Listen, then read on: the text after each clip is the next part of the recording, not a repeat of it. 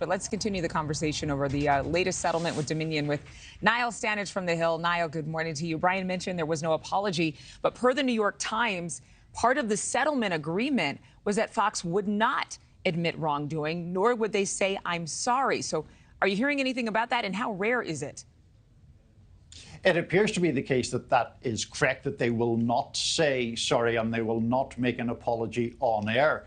I think that is very important in the broad scheme of this case, Adrienne. To not mince words about it, Dominion were bought off here. Now, they extracted a huge price, almost $800 million. But the bigger moral side of this case has not been proven in court, has not proceeded to the point where Fox have decided that they will offer an apology. So that element was bought off in this settlement. Considering that we have this second case with Smartmatic, I want to say systematic. I think I'm thinking of a Missy Elliott song or something. But in terms of Dominion and what they did secure in the settlement beyond the $787 million and maybe some bragging rights, did they get anything else? Not very much, in my opinion. Now, $787 million is quite a lot, but they didn't get really the corollary acknowledgements that they wanted. To be clear, I do think it's a victory for them. They've extracted this sum of money from Fox, and as Brian mentioned in his report, that sum of money dwarfs what Dominion's typical revenues are in any given year.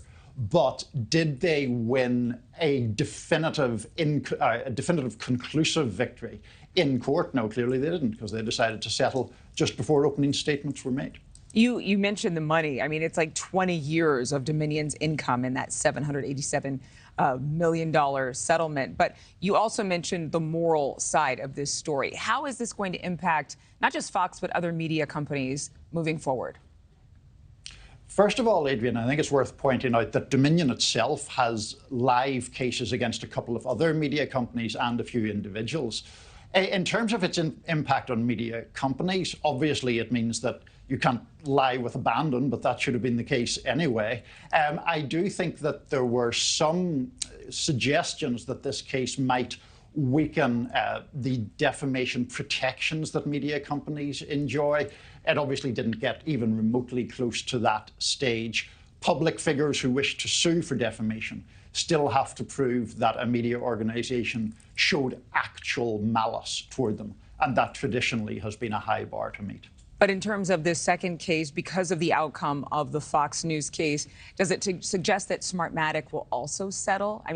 They're suing Fox for the $2.7 billion and alleging that hosts like Maria Bartiromo and Jeanine Pirro were also named as those who said things that they shouldn't have on live television.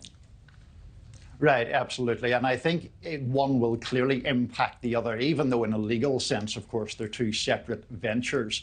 Now that Smartmatic know that Fox have been willing to settle this Dominion case for such a huge sum of money, it would clearly increase the chances or increase their conviction that they can get a similar settlement for themselves. I think what happened yesterday clearly increases the chances of a deal in the Smartmatic case. Thank you for watching. Go to newsnationnow.com to find NewsNation on your television provider. And don't forget to click the red subscribe button below to get more of NewsNation's fact-driven, unbiased coverage.